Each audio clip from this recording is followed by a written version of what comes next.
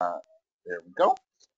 We got Mark Gordon in the house today, and Mark's just a good friend and associate, and an entrepreneur and a speaker, and just yeah, just a serial entrepreneur. But it wasn't always easy for him. He's had his challenges, and we're going to talk about some of those and how he sort of overcame them. This is the online chat cafe. We do this every month. We do it um, just we do it out of the goodness of our own hearts. That I love interviewing people, and I just like to help inspire those that take part in the chat with some compelling conversations and guests, and we'll have time for some Q&A too. So you get to chime in and be involved in the conversation as well.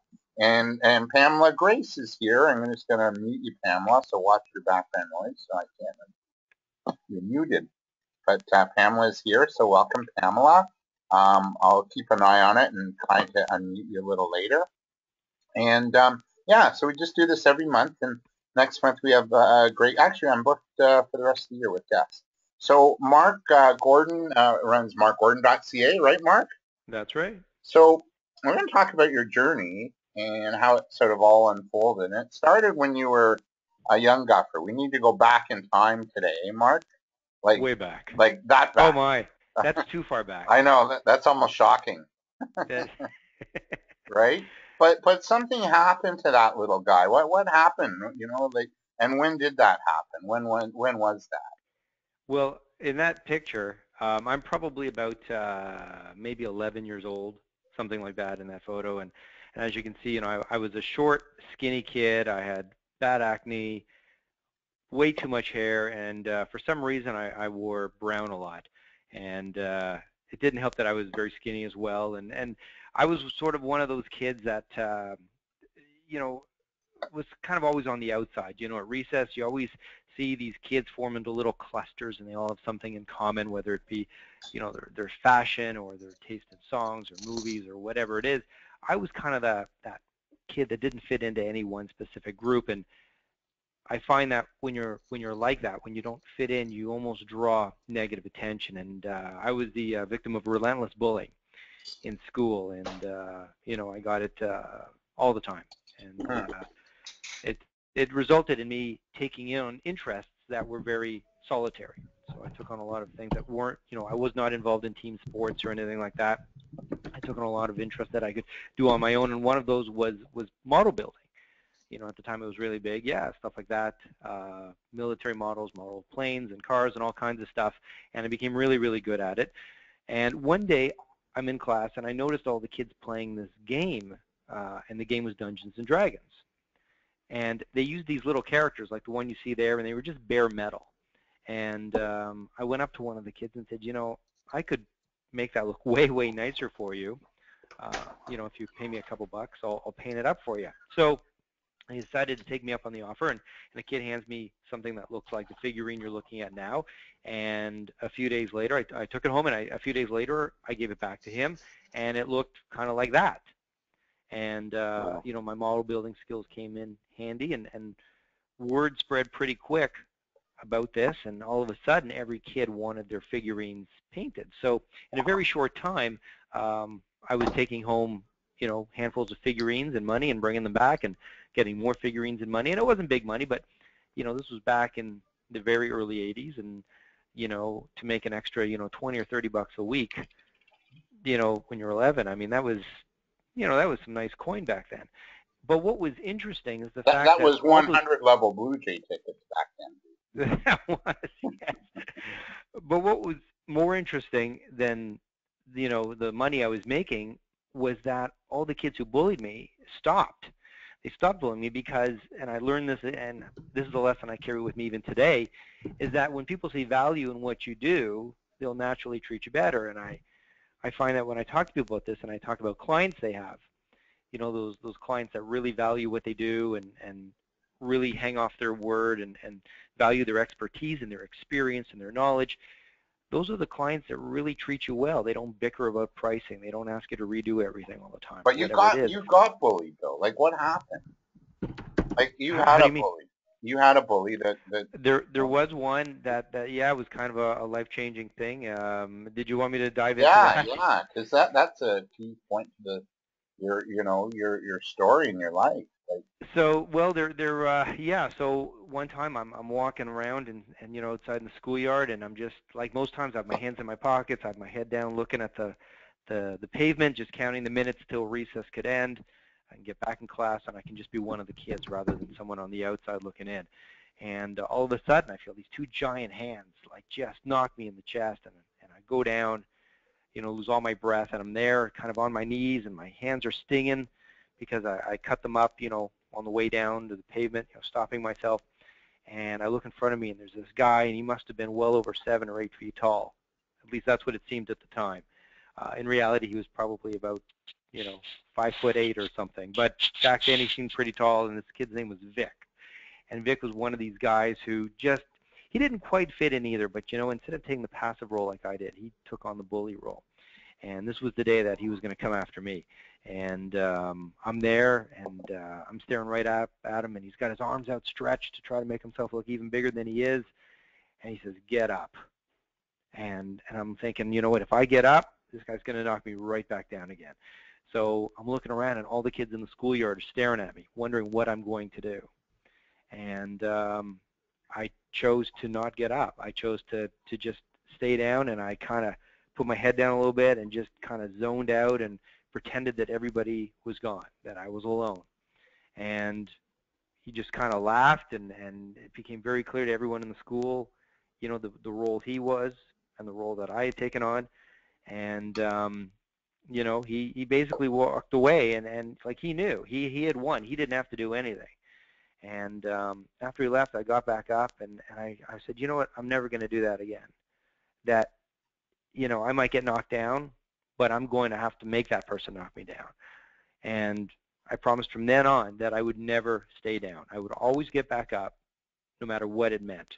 so did the model building come after that? Um, I think the model building may have come soon after that. That wasn't so much sort of a result of the whole issue or the encounter that I had with this kid Vic. But over time, through a business, obviously we've all been knocked down in some form. It can be physical, it can be psychological, it can be emotional. In our business life or personal life, we can always get knocked down. So the question is, how do we deal with it? How do we get back up? And what do we do once we've gotten back up? And that's the core lesson that I've taken with me throughout my life and my career. So that someone's going to have to knock you down. Well, they don't have to. I mean, ideally, in a perfect world, you don't want people to knock you down. Well, and it's not always necessary either, right? So. Yeah, but should it happen, in some form, I'm not going to just. So did you make up your mind then in that point in time that would never happen again?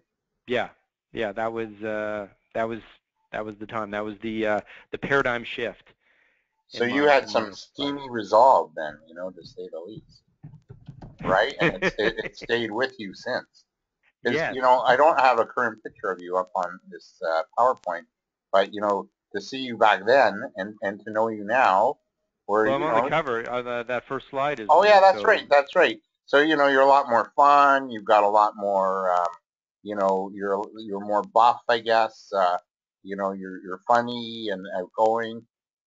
Some things really had to shift in you. What else sort of shifted in you besides that resolve? I think it was really just a matter of taking charge of who I wanted to be, and I think I realized over time too that being on the outside isn't always a bad thing. Mm-hmm. That there's lots of people on the outside, or a lot of people who feel they're on the outside. And what's really interesting is if all the people on the outside get together and form their own group, they're not on the outside anymore. Right. Are you still on the outside, do you think?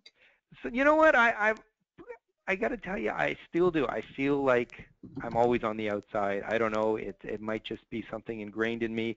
I think a lot of people feel that way. Even people who are incredibly social and they're always kind of in the mix. You pull them aside and you kind of talk to them on a very intimate level, and you realize, all of us are still carrying these insecurities in some form. you know, and it amazes me the people who seem the most outgoing and the most friendly and the most assertive and the most together, that in many ways they're overcompensating, and those are the guys who are probably the most insecure or the most fearful of being rejected. When did You you know, start to become comfortable in your own skin? I will let you know when that happens. All right, so TBA or to be determined. I just want to Yes. welcome, we know Diane's on the call, Jenny, welcome. Linda, Michelle Medeiros, welcome to you today. Pam and Tony.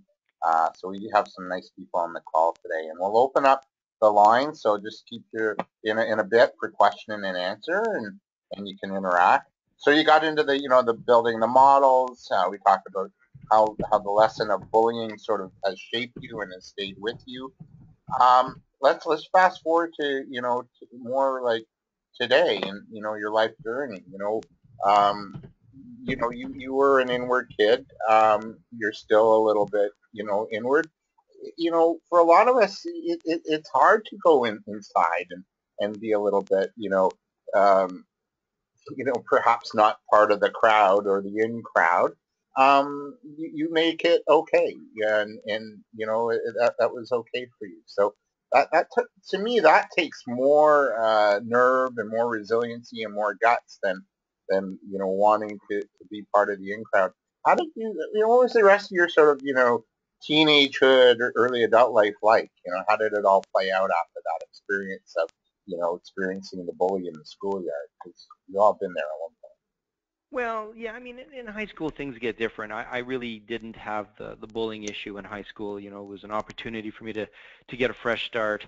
There were a lot of new kids, but still, I was very introverted and shy, and I found that in high school, you weren't the target the way you were in public school. People simply ignored you. Yeah, So, yeah, it was much more relaxing, if not, it wasn't more fun or more enjoyable per se, but it was definitely less stressful. You didn't have to go to school worrying about being beaten up or anything like that. But as well too, it was a bigger crowd. I mean, I went from a school that had, maybe 50 or 60 kids in my group in my grade, to going to a school that had, 2,000 kids from grade 9 to 12. So the sampling's bigger. So it's interesting what happens then when you get this bigger crowd is you start finding people who are just like you. And then you start to form your own group. So all these people who feel that they don't quite fit in, all of a sudden fit in really well with each other. plus you can So kind of slide right in and go unnoticed if you want to, right? you could, but I think to a degree we're all social by nature. Even people who are shy Yeah, or introverted. At the end of the day, we're social by yeah, by genetically. I mean, yeah, by default, right? Yeah, exactly. So it was nice. You know what? I actually got to be in new groups of people who had common interests, and we weren't exactly the cool kids to say the least, but we didn't care, and no one bugged us, and we did our own thing, and it was whatever. And it's funny because today it's almost cool to be the geek, yeah, but back then it wasn't, but we didn't care. So you know, I would say that I graduated high school, reasonably emotionally healthy, good. All right. reasonably. So this was the next step in your life after high Yes. school, and is that you there on the left now? No, no, that's me on the right. Oh, Yes, okay. I went through So a lot of changes in yeah, high no school. kidding. Yeah. So after high school, I was still extremely skinny, and I decided to join a gym. And at this time, the really big fashion look in the gym scene was wearing those bright pants, those baggy pants. And if anyone's ever worn them, you'll know as awful as they look, they are insanely comfortable. It's So almost like a sweatpant meets the pajama bottom. it is, yeah, like sweatpants meet Yeah. pajamas, exactly. And these things were selling for like 60, $70 sometimes, and they were basically just cotton. And I saw this, I was like, this is not right. Like, it's just not worth it. And I thought, you know what, I'll bet I could do better. I'll bet I could do better, and I could do it for less. So I went out and I looked for a source, someone who could supply me with this or something. And I came across this guy named Tony in downtown Toronto uh, who imported a number of different athletic lines and materials and all this kind of stuff. And I met with him and I told him what what I wanted to do and what I was trying to do, and I showed him some samples, and he said, okay, let me see what I can do. And I went back again later, and he showed me samples of all this material that had these wild patterns, from skulls to Fred Flintstone to stars to motorcycles, all kinds of different patterns. And I think you're jumping ahead to Yeah, my story. I am. Yes, you're eager beaver today. I am eager. So, long story short, we rolled out a pair of pants under the name Raw Radical Activewear. That's the company I started. And I went to some gyms, and my cost on these was about $8, and I was selling them for $15, and the stores were selling them for between $30 and $40. So the stores were actually making more money, higher markup, and it was a great product. It was Canadian made, and it was a really, really easy sell. And I was selling to a number of health clubs all over Toronto, all over Pickering, Whitby. It was craziness. I would, be at school during the day, and at night I'm driving around on weekends, selling these pants. How old were you at that time? I would have been around 19 or 20. So you were just really fresh out of high school. Fresh out of high school. Wow. Yeah. And what was happening was that I was getting physically tired because the gyms didn't want us to buy a lot of inventory. So they would buy 4 or 5 at a time. They'd sell out, and a few days later, a week later, and I'd have to go back. And every time I asked them, I said, hey, guys, if you're going to sell like 4 or 5 pairs a week, why not buy 20 pairs from me instead of 5 pair? And they wouldn't. They just wouldn't do it. So I kept shopping around, or kept driving around, supplying these guys with small quantities. Anyway, one day I'm walking through a mall, and I see this store that sells all kinds of really cool clothes. And I think, okay, you know what? I'm going to go into that store and hit them up. Maybe they'd be a client. So I go in and I meet the owner, who happens to be behind the counter. I didn't know he was the owner until he told me. And it turned out he didn't have the one store. He actually had 5 stores. So he tried a few pair. He purchased them from me outright and gave me the check at the time. And he put them on the shelf. And a few days later, they sold out. So he calls me back in and says, okay, instead of, just ordering a few pair, I want to order a lot of pair, like a lot. And this guy ordered something like 300 pair. Oh, man. I was like, wow. That was like everyone else. Yeah. Beyond what everyone else added together. It was crazy. Sure. So I said, screw this. I'm not driving all the way all over the place to sell 1 or 2 or 5 pair at a time to gyms. I'll just focus on this guy. So I went to Tony, and he gave me credit. And a couple weeks later, we pumped out about 300 pair. And I delivered to this guy. His name was Giacomo. And he said, okay, you know what, we do net 30 here, just so you know. And I'm like, I'm cool with that because, he's got 5 stores and he's good. So I gave him the 300 pair, and they go in the store. And about 3 weeks later, I'm walking through the mall, and I see the store, and I see my pants on the shelves.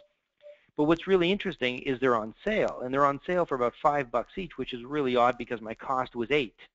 So how could he be selling them for $5 each? And I look around the store, and everything's been marked down like 70%, 80%. It's crazy. And I go in, and there's a woman in there. Giacomo's not there, and I introduce myself to the woman, and I ask if Giacomo's in, and she doesn't know who he is. And I find out that this woman is actually from the company that's taken over the chain and liquidating everything. The chain had gone bankrupt. So the trustee in bankruptcy. Yes. Like a Danbury sales kind of thing.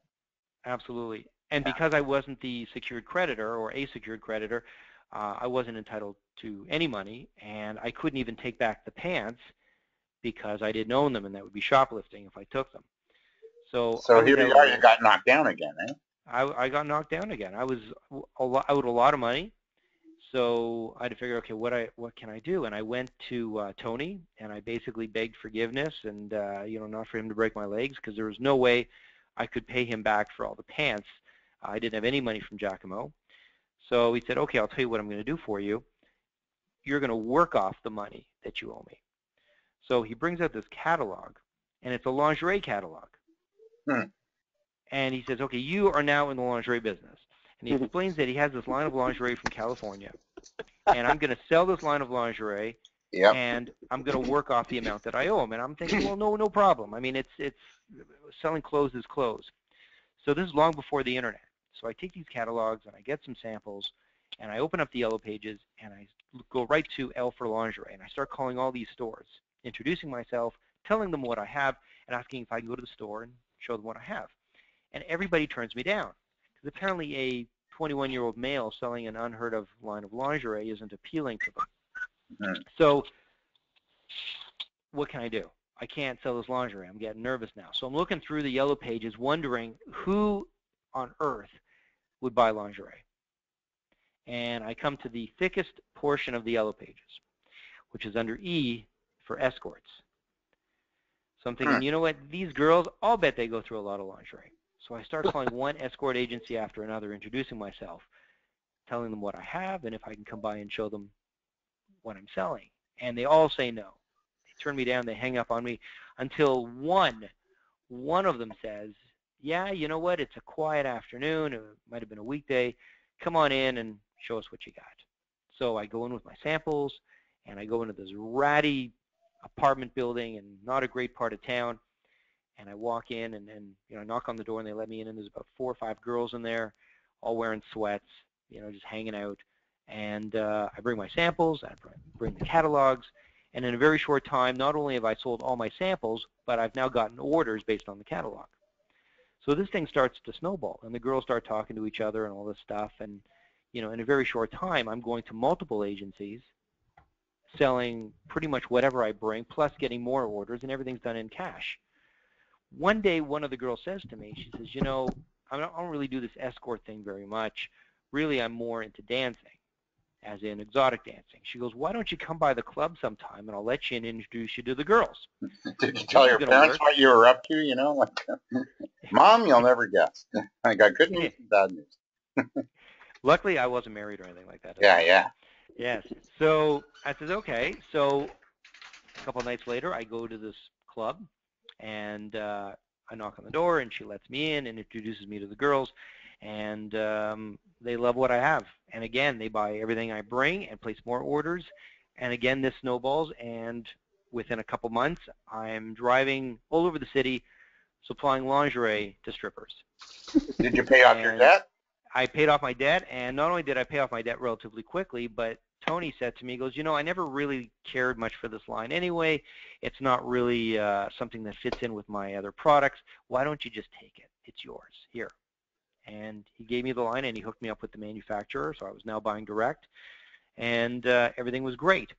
So what was interesting is whenever I would go to these clubs and sell to the girls, I would have to sort of buy my way in. That's how it worked.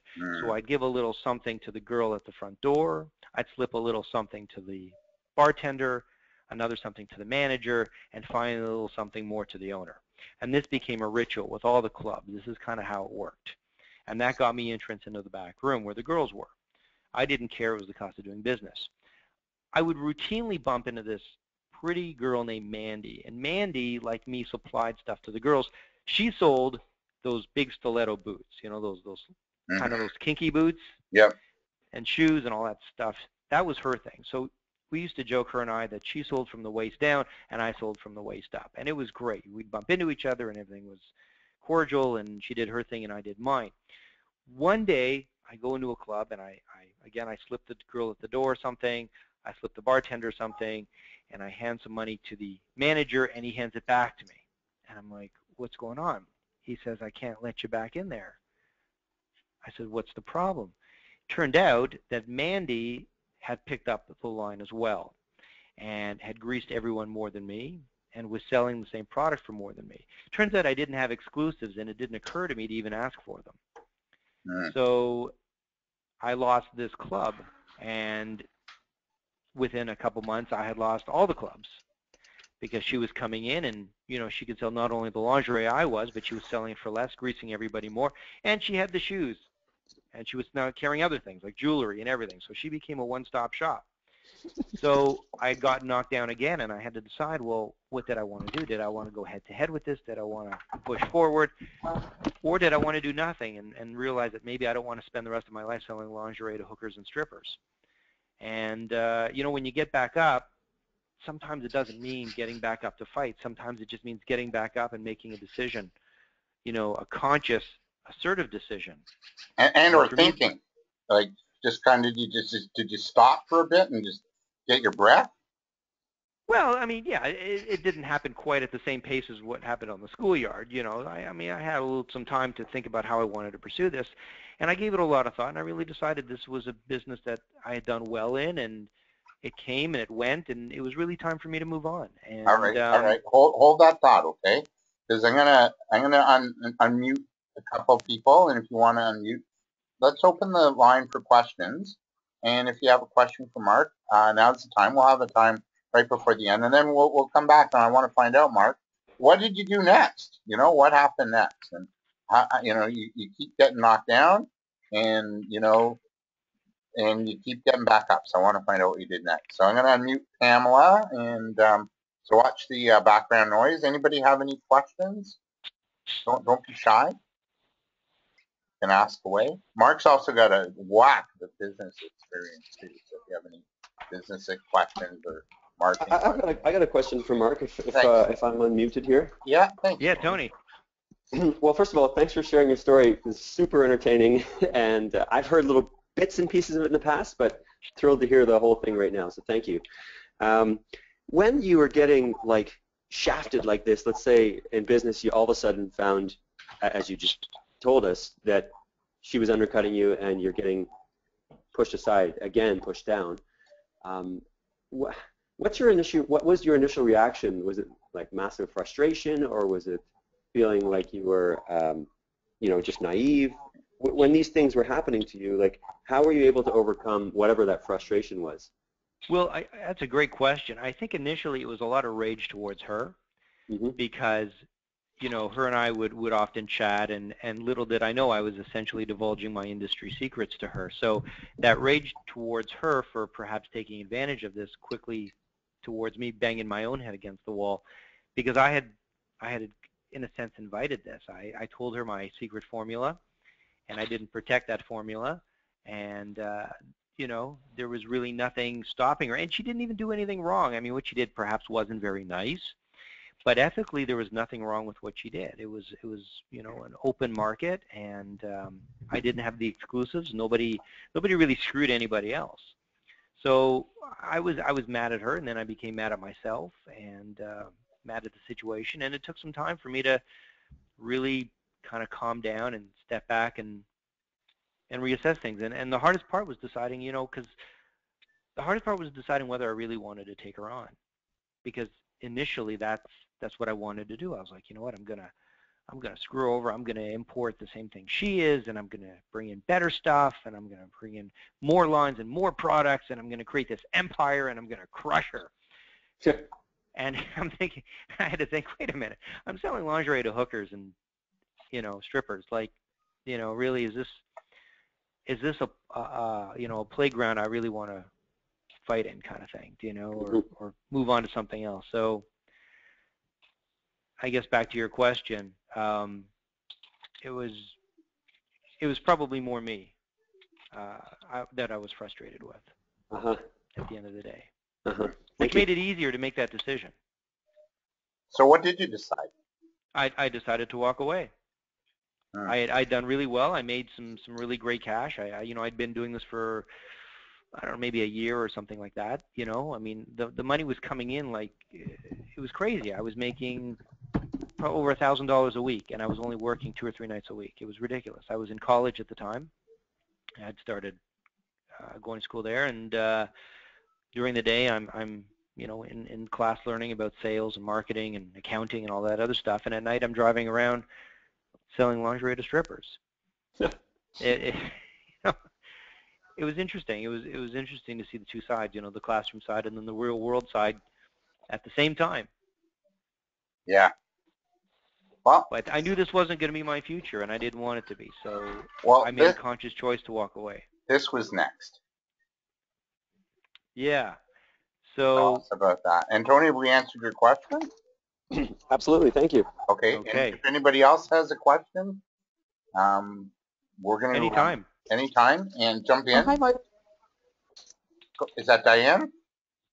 It is Diane. David. Mark, I was just wondering, your story is fascinating and really fun.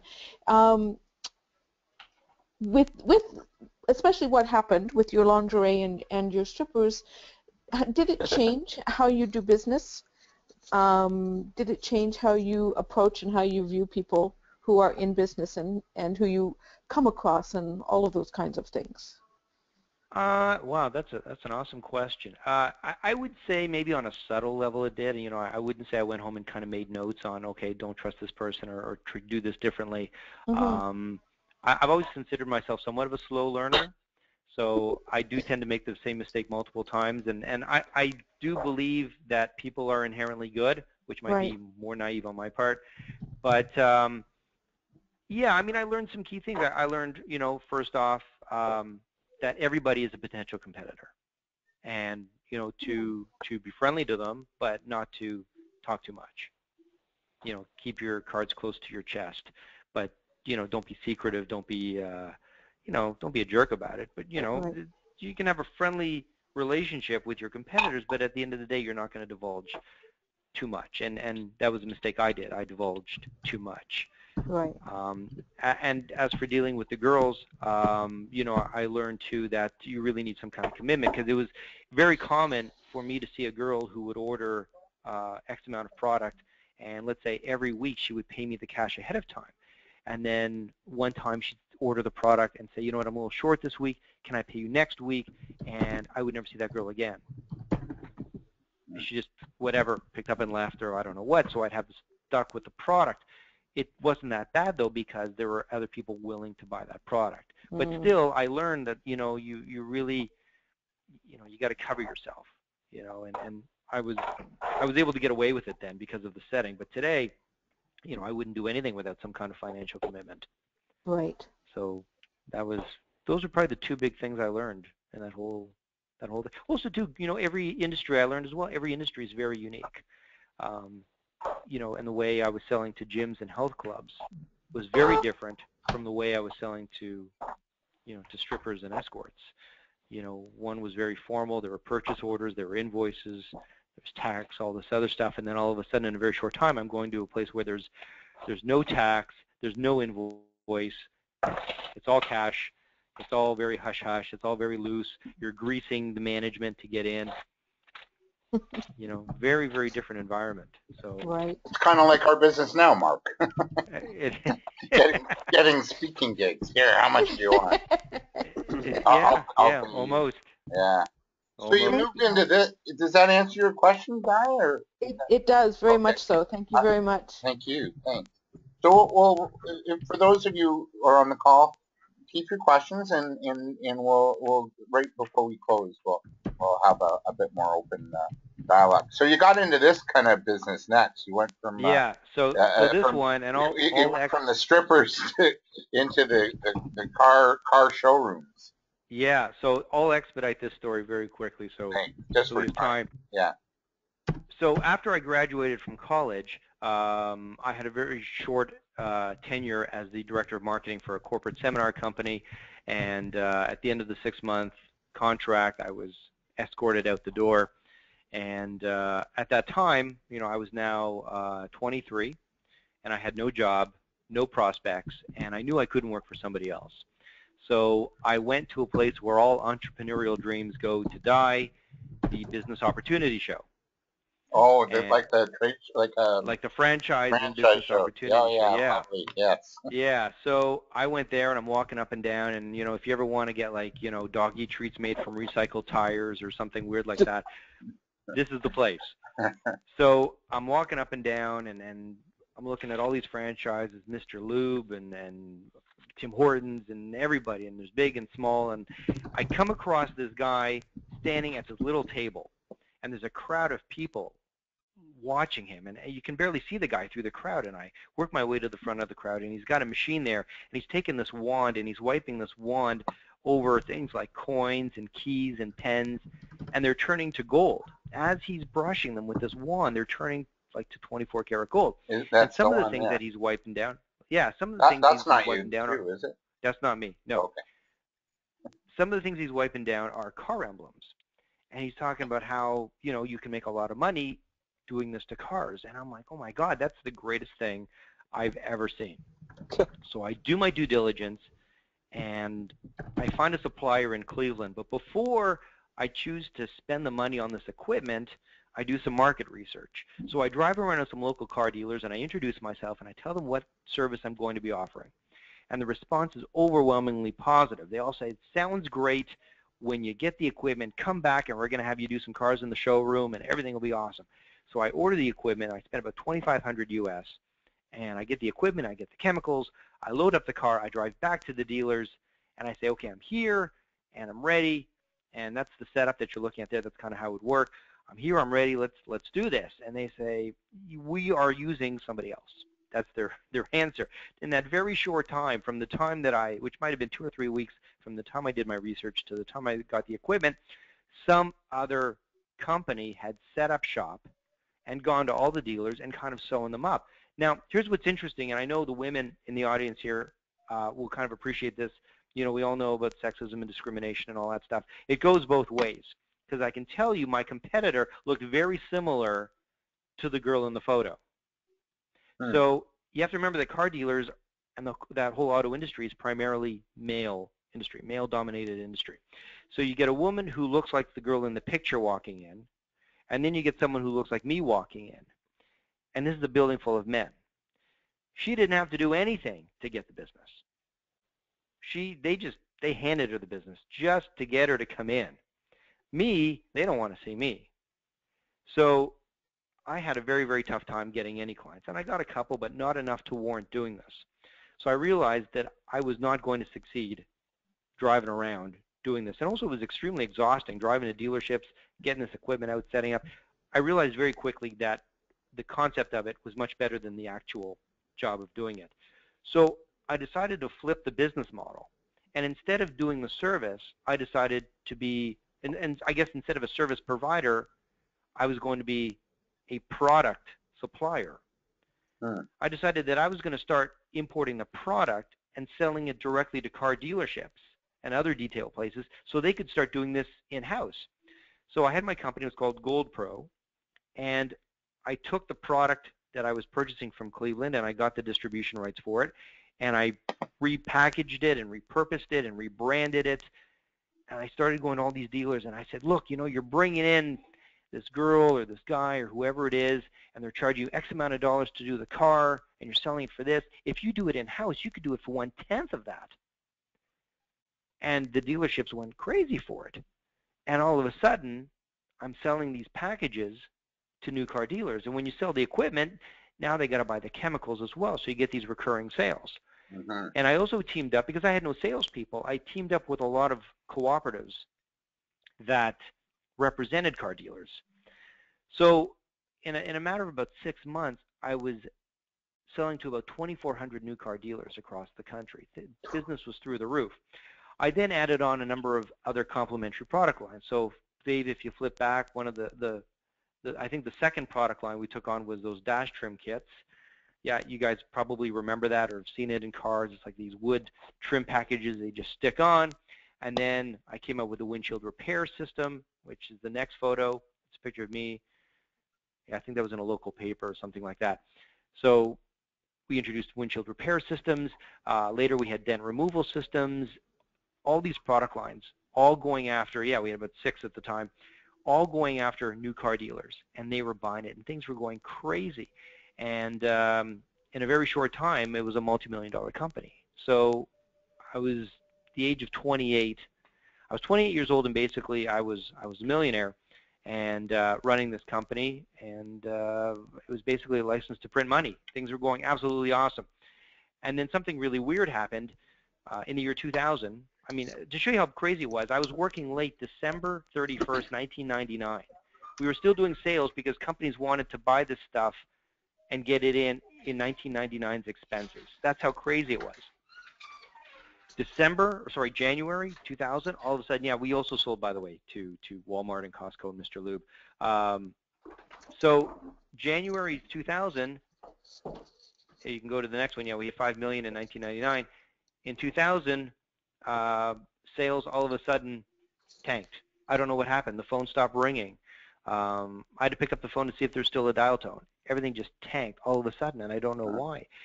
There was no other competitor. In fact, a lot of the companies who were trying to compete with me had kind of disappeared. The entire market just kind of tanked. So the company was bleeding money, and I had to decide what I wanted to do, how I wanted to progress.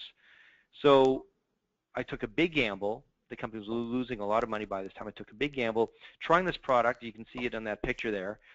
It's a clear film that you put over the hood and the bumper, and it protects it from paint chips. And this product was made by 3M. So I worked with a company out of Texas, and we developed this special software that allowed you to cut the product to the shape of the vehicle.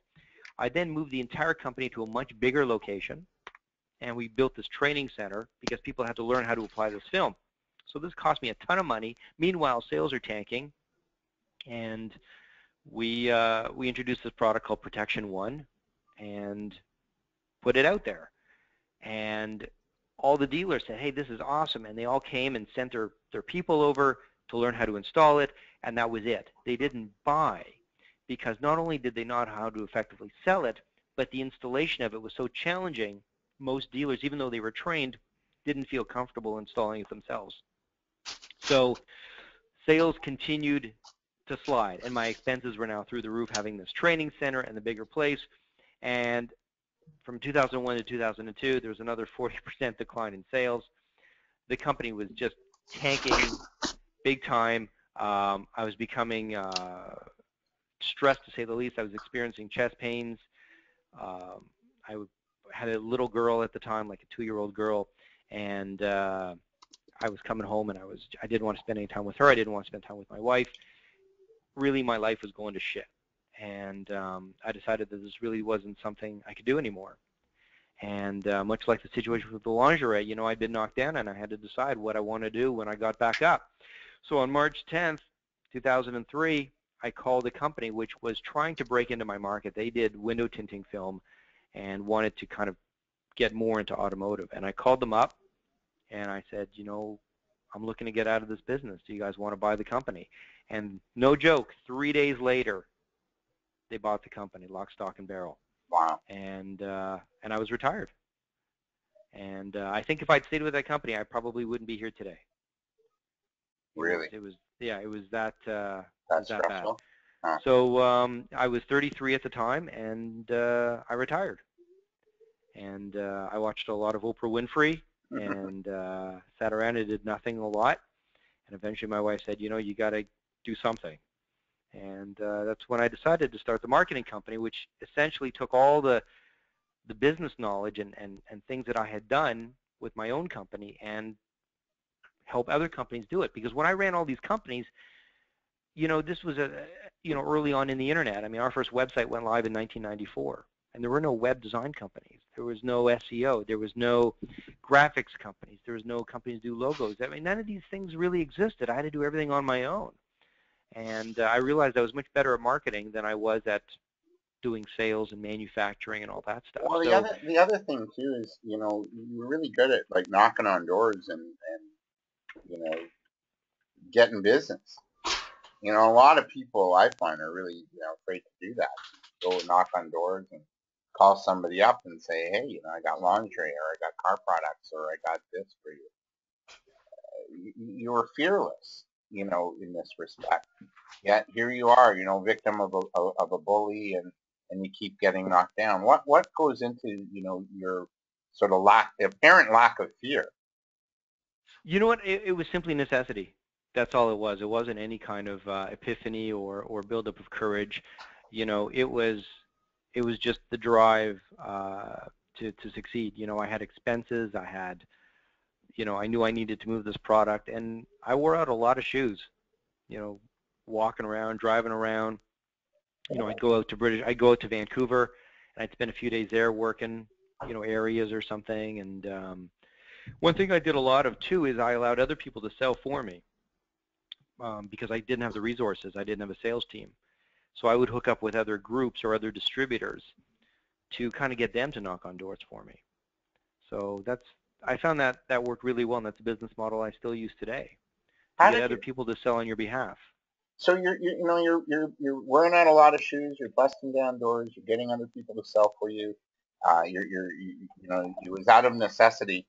how do you, what's the inner talk like? Did you have times of doubt and, did the little negative Nellies come creeping up saying, oh, Mike, you can't do this. It's not going to work. Or, what if you fail? Or what if it doesn't, what if it doesn't happen?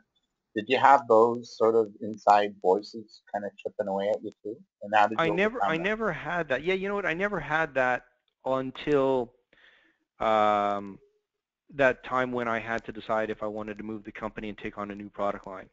That's when I knew this was the last stand.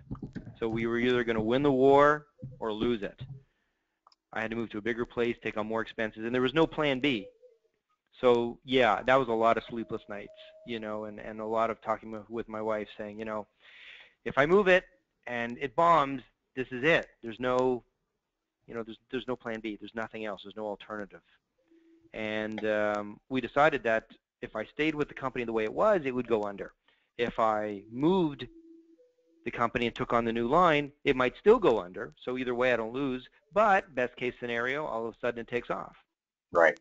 Do you, So we knew the worst case scenario, which I think is key. If you can deal with the worst case scenario in anything, then all of a sudden things don't seem that bad. so what was the worst case scenario? Well, the worst case scenario is the company would fold. So And my wife and I talked about it, and we were both okay, even though we didn't know what I would do afterwards. We both agreed that if the company were to fold, it's something we could both live with, and that right. took a huge amount of pressure off. And after that, there was no negative thoughts because I could deal with the worst case scenario. Did you do business differently when you were just starting out, growing, not making a ton of money, as compared to when you built your company, you said you became a millionaire, or you were doing millions or whatever. Did you do business differently in those two cases? You know what? I don't think I did business differently. I mean, there were different processes because now I was dealing with bigger companies, and there was more formalities. But from a sort of the way I do business, it didn't really change, and it hasn't really changed today too. I still cut my clients' breaks when I think they deserve them. I still treat them as individuals, not as accounts. Um, I still make decisions based on what feels right. I still run my business the same way. Do you I still got to get tell other you. people to sell for you? Um, It's hard, eh? in a matter of, well, you know what? I mean, there has to be something in it for them. So you have to team up with the right people. These weren't sales reps I dealt with. These were cooperatives when I was in the auto industry. Right. So their job was to sell stuff for the people that they represented. So it was different. So why the reluctant entrepreneur? Here you are, a serial entrepreneur, yet you call yourself the reluctant entrepreneur. Why that? Yeah, because I never intended to go into business, ever. That was never the plan. I never wanted to be a business owner. It was never the plan or the strategy. I didn't grow up in an entrepreneurial home. It was simply either opportunities that came along or, I did it out of necessity. I mean, I knew when I got fired from the consulting job, I knew I couldn't work for somebody else, but it wasn't as though I was like, oh, I'm going to be an entrepreneur and start a business. It was like, no one's going to hire me, so I got to do something. But if the phone had rung and someone said, hey, we'd like to offer you this awesome job, I totally would have taken it. Mm. So, some people, I think they embrace this whole entrepreneurial spirit. I never considered myself an entrepreneur. I still don't. I mean, the company I have now, I've had for the last 10 years. It doesn't sound very entrepreneurial to me. To me, these are just jobs. I worked at different companies, and I just happen to own the company. That's the only difference. What mental forces do you need to overcome in order to make good things happen? Because you've made a lot happen in your career. What mental What's what? that mental what maybe what I want to ask is what's this your mindset like when you start something? Because you've always met with success. You've gotten back up. You've been knocked down. You got back up. Something else happened. What's your overall mindset like? It seems like you have a very sort of a positive frame of mind and a pretty upbeat way about you. How do you keep the vibe high? And what's your what are your beliefs and thoughts about being a business? That's what I'm trying to get at. Well, it's easy to be upbeat when you're looking back. You know, at the time I'm going through these things, there's nothing upbeat. So, you know, it's easy for us to sit here now and reminisce, and you know, you can laugh about it and all this stuff. But you know, when you're not sleeping at all and having chest pains and all this kind of stuff, and your marriage is in the toilet, and you know, it's a very different mindset. But when you start a business, you know, of any kind of business, you know, or grow a business or make any major decisions, you know, you plan it out strategically, and I think the mindset is, for me anyway, you know, hope for the best but plan for the worst. And I say, you know, if I'm going to start a new project and I lose X amount of dollars or the X amount of time or resources, am I okay with that? But obviously I'm going to strategize so that my chance of failure is as little as possible. What are five things you have in place to keep you successful? What are the 5 most important things? I know one. Yeah. The 5 most important things that I have going for to you keep to me keep successful. You. Yeah, I know your wife is really supportive. That's one. Yeah, my wife is very supportive. I'd probably have to say too, I never bet more than I can afford to lose. Okay. And I'm always on the lookout for new opportunities. That's crucial. You know, you can't say I have my core 20 customers and I'm staying with those. I think you always have to look for, you know, number 21. And I think it's important too to time management, to not allow yourself to overwork, which is, I think, very easy. And oh, 5th one. I don't know. I think, you know what, to really just enjoy what you do. I think, you know, I speak to so many business owners who are burnt out. You know, they've just had it.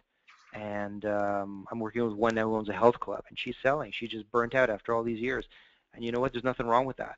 I think the minute you get out of bed every morning and dread the next 8 hours, it's really time to reassess things. I believe in the 5-year rule. At the 5-year mark in a business, you've got to do something to shake it up, sell it, or move on to something else. Do you feel that way too in your experience? It's a good policy, I guess. Yeah. Because I find that the 5-year mark, you'll turf it, you'll sabotage it somehow. Yeah. You're bored. You're not challenged. You know. Yeah, that gives me a couple more years, I think, and then I got to reassess things again. Back into the automotive business. We have a few minutes left, so I'm going to again open up the, you know, unmute everybody, and if you have any questions, Linda had her hand up, but if you have any questions, I'm going to unmute you, Pam. So keep your background noise down. No yelling at the kids, Pam. Any last questions for Mark? Hello? Yeah, hi. Oh, hi, it's Linda. Hi, David. How are you? Hey, Linda. Good. Nice to have you on with us today. Thanks. Great to be here. Just something I was very curious about. I know you talked about, you know, people taking your ideas, etc. I'm sort of getting into more online things. As David mentioned earlier, I'm a facilitator. I'm an author, best-selling author, I must say, on Amazon, #1 bestseller, which is great. Very cool. Thank you, thank you. People say when it comes to social media, etc., I was just on something yesterday, to give away a lot of stuff. I don't know. You seem to say, I sort of heard you saying, you know, when you give away a lot of stuff, people take it and then run off with it. Just any comments on that? Yeah, well, I think the stuff is very different. I think when I gave away stuff, I guess you're talking about sort of the product knowledge or the information about my company to that woman who was selling the shoes. Yes. Yeah. So that was different because that was really, I was giving away industry secrets on how I worked. So that would be different. She was able to take that information and you know, it was like KFC telling you the 11 herbs and spices. You know, so you can take that and now create your own product. With regards to social media, and you're right, a lot of people say, you know, give away a lot of stuff. The strategy is very different, because they want you to give away a lot of stuff so that you position yourself as an expert. And then once you've positioned yourself as an expert, you'll have this audience of people who hang on your every word, and you can now upsell them to things like webinars and courses and books and all this other stuff. that's a whole nother topic, I suppose. But very quickly, I'm not a big fan of that model because it's always done by people who, number one, sell information, and I don't believe we're all in the information. Some of us might be in the information business, but I find most of the people are selling courses on how to sell courses. Yes. So, yes. So really, the whole business model is just something very unique on its own. I think there's too many people out there doing this already. There's just too much free information out there. But so what do you suggest for someone that has information, that has, I have a 4-step process, I have services. You give away enough to pique their interest, but not the whole enchilada? Well, of course, if you give away the whole enchilada, you've got nothing left to sell. Exactly. Yeah, but again, you have to give away a lot of information. It has to be continuous. It also has to be presented in a way that's unique, because there are so many people, most of them are social media experts, as they call themselves, who are just giving away everything: how to get more followers, how to get more fans, Yes. how to increase your sales. And the thing is, every single one of them, what makes them all unique, without diving too much into this, what makes them all unique is the fact that they all just sell information. None of them actually sell any real products. So that business model that they use is only good for that one industry. And even then, I think it's a lot of them who are, like I said, they're making money on telling people. They're making money selling courses on how to sell courses. How to sell courses. You're right. You're absolutely right. Thank you. Can I comment on that, guys? Yeah. So I agree with you, Mark. There's a lot of people who are just trying to sell courses on how to sell courses. However, one area that has been really helpful for me, also as a speaker and presenter, with regards to giving away lots of free stuff on social media, is to share little snippets through blog posts or video or whatever that just gives people kind of a teaser of what it is you have to offer as a presenter or whatever. And that has been really good for me and my business levels, particularly through Facebook. And yeah, you don't give away the whole enchilada, but you give people kind of a teaser. And sometimes it's months down the road, but you get contacted. Oh, you're the guy who does such and such. And that's actually been really good for me in my business. So there is something to it. It's not all garbage, but there is a lot of garbage out there.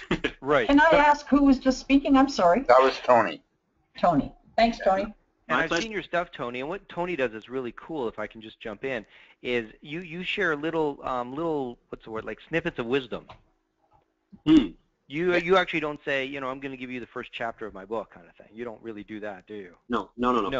So it's different because people get a taste of you and your style, and it's very different than saying, there's a 6-step program. I'm going to give you the first 2 steps for free. You don't really push it out like that. That's right. No, and the product that I'm actually effectively selling without saying it is my facilitation skills or my work as a keynote speaker, and I do get contacted by people who want more of me just based on the little video clips or the pictures of adventure stuff that they've seen. So it works for me, but it has taken years to get to the point where it actually generates business for me. It's not an overnight thing at all. No, definitely not. You know what I find in Mark, and I think you're doing a little bit of the same thing, is I'm changing the focus. I don't want to I don't want to do business with the masses. It's like herding cats.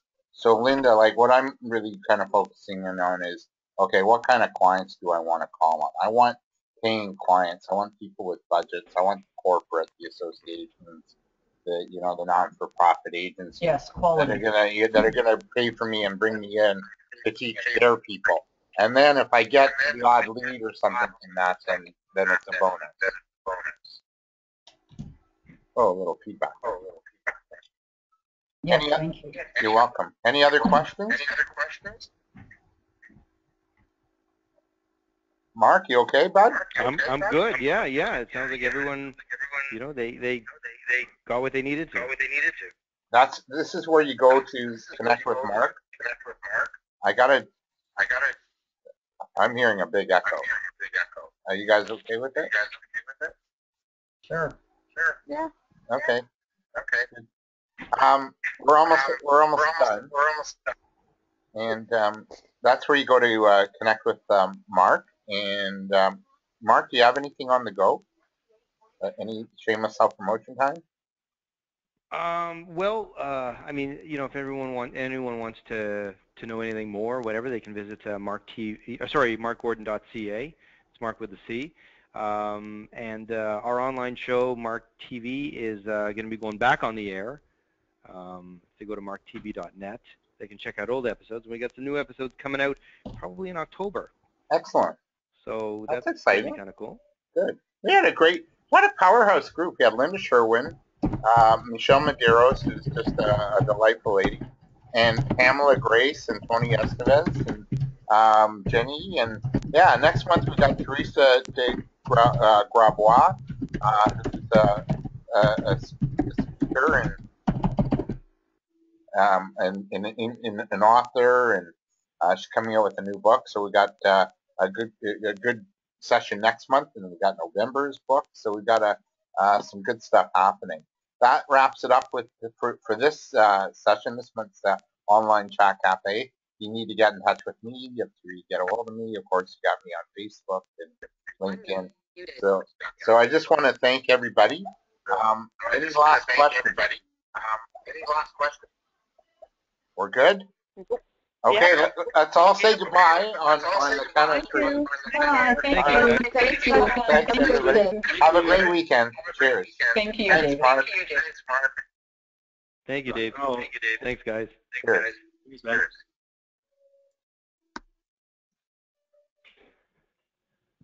Dave? Yeah. Okay.